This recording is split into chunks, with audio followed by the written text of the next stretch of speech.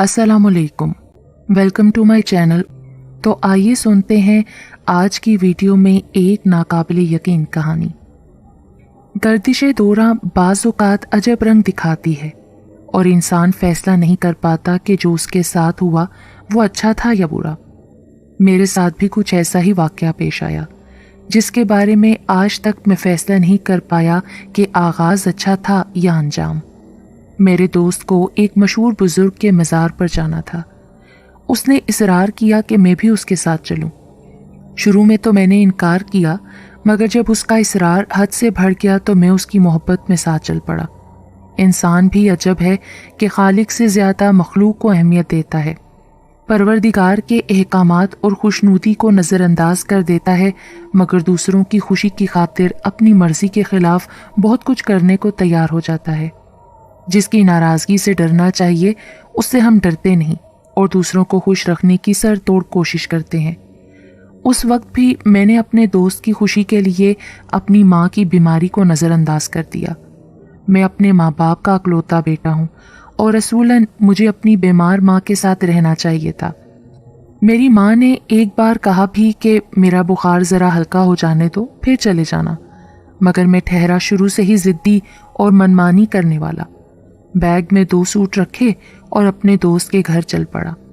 वो भी तैयार था। मज़ार एक पहाड़ी पर था।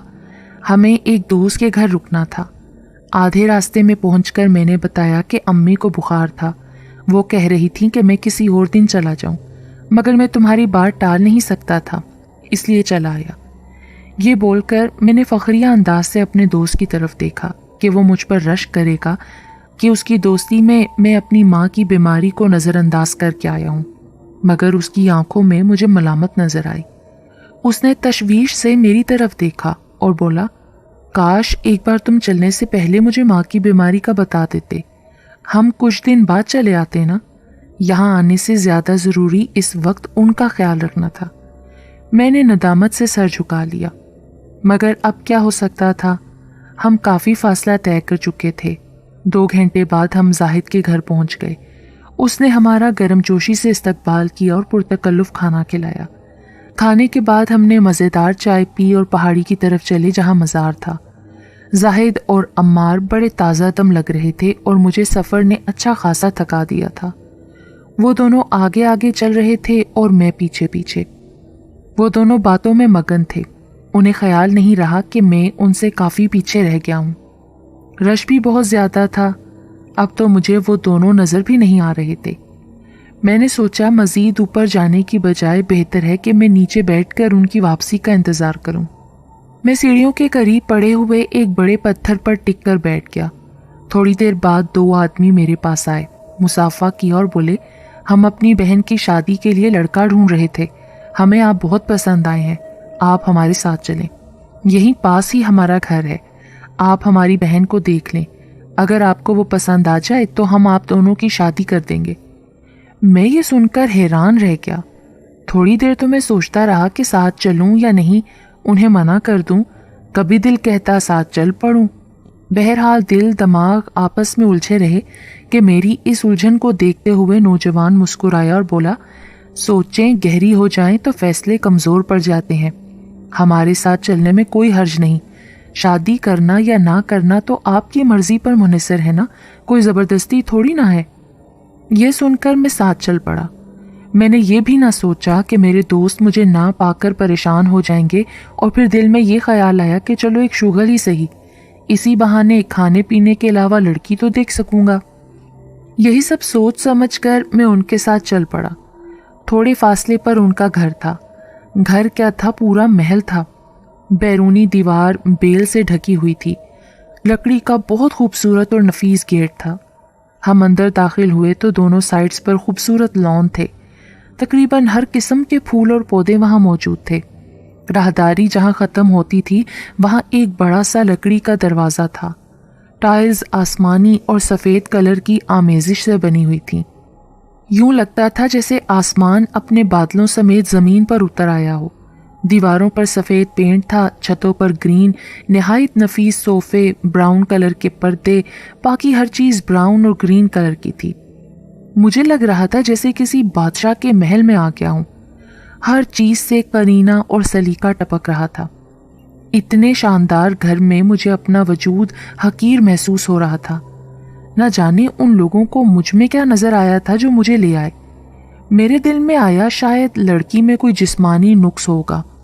مجھے جلدی تھی کہ لڑکی کو دیکھوں، انکار کروں اور واپس جاؤں، مگر وہ لوگ طرح طرح کے لوازمات میرے سامنے رکھتے جا رہے تھے۔ بھوک نہ ہونے کے باوجود میں نے خوب سیر ہو کر کھایا۔ شاید اتنا لذیذ کھانا آج تک میں نے کھایا ہی نہ تھا۔ پھر چائے آ گئی، اتنی مزیدار کہ مجھے 2 کپ پی کر بھی تسلی نہ ہوئی۔ اس چائے کی کچھ الگ ہی بات تھی۔ مجھے لگ رہا تھا کہ اس گھر میں بہت سارے ملازم ہیں۔ اتنے کم وقت میں اتنی ڈشز تیار کرنا ایک باورچی کا کام تو نہیں ہو سکتا۔ تھوڑی دیر بعد جس لڑکی کو میرے سامنے لایا گیا تو وہ تو شہزادی تھی۔ میری نظریں اس پر پڑیں تو جیسے جم کر رہ گئیں۔ اس کا معصوم اور خوبصورت چہرہ، غزالی آنکھیں، گالوں پر شفق کی لالی، مجھے بے ساختہ وہ شعر یاد آ گیا۔ تو نے دیکھی ہے وہ پیشانی، وہ رخسار، وہ ہونٹ، زندگی جن کے تصور میں لٹا دی ہم نے۔ خیر، اس کے حسن کے آگے تو ساری شاعری مان تھی۔ میں تو اس کے حسن میں یوں کھویا کہ ارد گرد کا ہوش ہی نہ رہا۔ کافی دیر بعد میں خود کو سنبھال پایا۔ کون کم بخت شادی سے انکار کر سکتا تھا؟ مجھے تو اپنی قسمت پر ناز ہو رہا تھا۔ میں نے حامی بھرنے میں دیر ہی نہ لگائی۔ ان لوگوں نے اسی وقت شادی کا بندوبست کر دیا۔ ایک مولوی کو لائے اور اسی وقت ہمارا نکاح پڑھا دیا گیا۔ اسی محل کے خوبصورت کمرے میں حجلہ عروسی کو سجایا گیا۔ یوں لگتا تھا ہر کام پہلے سے ہی مکمل کر لیا گیا ہے۔ وہ رات میری زندگی کی سب سے سہانی اور حسین رات تھی۔ دل چاہ رہا تھا کہ وقت یہیں تھم جائے، مگر وقت رکتا کب ہے۔ صبح ہو گئی۔ مجھے اپنے دوستوں کو بھی یہ واقعہ بڑھا چڑھا کر سنانا تھا، تو میں تصور میں سوچ رہا تھا جب ان دونوں کو یہ سب بتاؤں گا تو ان دونوں کے تاثرات کیا ہوں گے۔ وہ تو میری قسمت پر رشک کریں گے۔ میں ناشتے کے بعد ان لوگوں سے اجازت لے کر وہاں سے نکل آیا۔ اپنے دوست کے گھر پہنچا۔ وہ دونوں حسب توقع کافی پریشان تھے۔ میری گمشدگی کے باعث مجھے دیکھ کر گالیوں سے میری عزت افزائی کی گئی۔ خوب اپنے دل کی ان دونوں نے بھڑاس نکالی۔ مجھے پہلے ہی اندازہ تھا۔ میں نے ان دونوں سے معافی مانگی اور ساری بات بتا دی کہ میرے ساتھ کیا واقعہ پیش آیا ہے۔ وہ دونوں حیران رہ گئے، انہیں یہ سب کچھ جھوٹ لگ رہا تھا۔ میں نے ان دونوں سے کہا چلو تمہیں وہاں لے چلتا ہوں، اپنی بیوی سے ملواتا ہوں تاکہ تم لوگوں کو یقین آ جائے۔ ہم تینوں گھر سے نکلے اور اس جگہ پہنچ گئے جس جگہ پر وہ محل تھا، مگر اب وہاں کوئی محل موجود نہیں تھا۔ وہاں تو اجاڑ زمین تھی۔ محل نہ جانے کہاں غائب ہو گیا تھا۔ وہ دونوں زور زور سے ہنسنے لگے۔ میرے پاس اپنی بات کی سچائی کا کوئی ثبوت نہیں تھا۔ وہ دونوں مجھے باتیں سنا رہے تھے کہ کہانی بڑی اچھی بنائی ہے تم نے، تمہیں تو کوئی فلم بنانی چاہیے، تم تو بڑے اچھے رائٹر ہو۔ میں شرمندہ ہو کر ان کی باتیں سنتا رہا۔ اگلے دن ہماری واپسی تھی۔ میں جانے سے پہلے پھر وہاں گیا، مگر وہاں وہی اجاڑ اور ویران زمین تھی۔ میں مایوس ہو کر وہاں سے لوٹ آیا۔ پھر ہم واپس آ گئے۔ گھر آیا تو اماں کو ابھی تک بخار تھا۔ انہیں لے کر ڈاکٹر کے پاس گیا، 1-2 اور کام کیے۔ رات ہو گئی۔ میں نے چھت پر جا کر چارپائی پر اپنا بستر لگایا اور لیٹ گیا۔ رات 12 بجے کا وقت ہوگا جب مجھے محسوس ہوا کہ میں اکیلا نہیں، میرے ساتھ اور بھی کوئی ہے۔ میں نے آنکھیں کھولیں تو وہی شہزادی میرے قریب تھی۔ میں ایک دم ڈر گیا کہ یہ یہاں کیسے آ گئی۔ میں نے اس سے پوچھا کہ تمہارا گھر وہاں سے غائب تھا، میں نے کئی چکر لگائے۔ اس نے مجھے بتایا میں کوئی انسان نہیں بلکہ میرا تعلق قوم جنات میں سے ہے، اور اب میں تمہاری بیوی ہوں، اس لیے میں ساری عمر تمہارے ساتھ رہوں گی۔ اس کی باتیں سن کر میں بہت زیادہ ڈر گیا۔ میری کیفیت ہی کچھ اور تھی۔ وہ مجھ سے اپنی محبت کا اظہار کر رہی تھی اور میری نفرت بڑھتی جا رہی تھی۔ پھر یہی سلسلہ چل نکلا۔ وہ ہر روز 12 بجے کے بعد رات میں میرے ساتھ ہوتی۔ میں اداس اور پریشان رہنے لگا۔ سب مجھ سے پوچھتے مگر میں کسی کو کیا بتاتا۔ میں ملازمت کے سلسلے میں بہت پریشان تھا۔ گریجویشن کیا تھا مگر کہیں کام نہیں بن رہا تھا۔ رات کو وہ آئی تو میں نے اس سے بات کی۔ وہ بڑی محبت سے بولی، میرے ہوتے ہوئے تمہیں کام کی کیا ضرورت؟ रोज सुबह अपना तकिया उठाना, नीचे से 1000 का नोट मिलेगा। सुबह जब मैंने तकिया उठाया, सच में नीचे 1000 का नोट पड़ा था। फिर यह सिलसिला चल निकला। तब मेरे घर वालों को मुझ पर शक हुआ कि बगैर मुलाजमत के सब खर्च ठीक कैसे चला रहा है। मेरी वालिदा को शक हुआ कि मैं कोई गैर कानूनी काम तो नहीं करता। मैंने बड़ी मुश्किल से उन्हें यकीन दिलाया कि मैं कोई गलत काम नहीं करता। एक रात मैंने उससे कहा कि मुझे इस तरह फारिग बैठे रकम नहीं चाहिए, सब मुझ पर शक करते हैं, मुझे कोई मुलाजमत दिला दो। उसने कहा, सुबह फलां कंपनी चले जाना, मुलाजमत मिल जाएगी। मैं सुबह तैयार होकर उस कंपनी में पहुंच गया। कंपनी वालों ने बगैर किसी इंटरव्यू के मुझे मुलाजमत दे दी। मुलाजमत मिली तो मेरे घर वालों को मेरी शादी की फिक्र हुई। मेरी वालिदा ने भी कहा कि अब मुझसे काम नहीं होता। मैं खामोश रहा। उन लोगों ने खुद ही लड़की पसंद की, मंगनी हुई, शादी की तारीख तय हो गई। जब हम लोग बारात लेकर लड़की वालों के घर पहुंचे तो मेरी बीवी, जो कि जिनजादी थी, अपने भाइयों और रिश्तेदारों को इकट्ठा करके ले आई। उनके हाथ में पहाड़ साइज के डंडे थे और वो तेजी से मेरी तरफ बढ़ रहे थे। मैं चीख रहा था, मुझे बचाओ, ये लोग मुझे मार देंगे, मुझे बचाओ। मेरी हालत पागलों की तरह हो रही थी, लेकिन वो किसी को भी नजर नहीं आ रहे थे। दुल्हन वाले सब लोग मुझे पागल समझने लगे।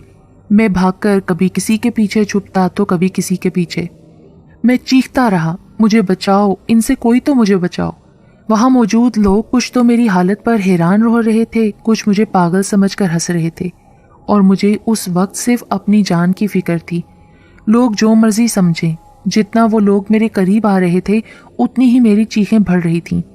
मेरी चीखें सुनकर एक अल्लाह वाले बुजुर्ग सामने आ गए। उन्होंने लोगों से कहा, जो इस नौजवान को नजर आ रहा है मुझे भी नजर आ रहा है, ये सच कह रहा है। बुजुर्ग की बातें सुनते ही कई लोग उनके करीब आ गए। शाह साहब, क्या बात है आखिर, और इस नौजवान की जात से मुंसलिक कैसी बातें आप बता रहे हैं? एक शख्स ने पूछा। शाह साहब ने मुंह ही मुंह में कुछ पढ़कर सामने की तरफ फूंक मारी। मैं शाह साहब के बहुत करीब सहमा हुआ खड़ा था। मैंने देखा कि शाह साहब के मुंह से निकली हुई फूंक जर्द रंग में तब्दील होकर उनकी तरफ बढ़ी। वो कुल 4 थे, 3 मर्द और एक मेरी बीवी, जो कि जिन्नात नस्ल से थी। वो चारों अपनी जगह जैसे सख्ते में आ गए थे।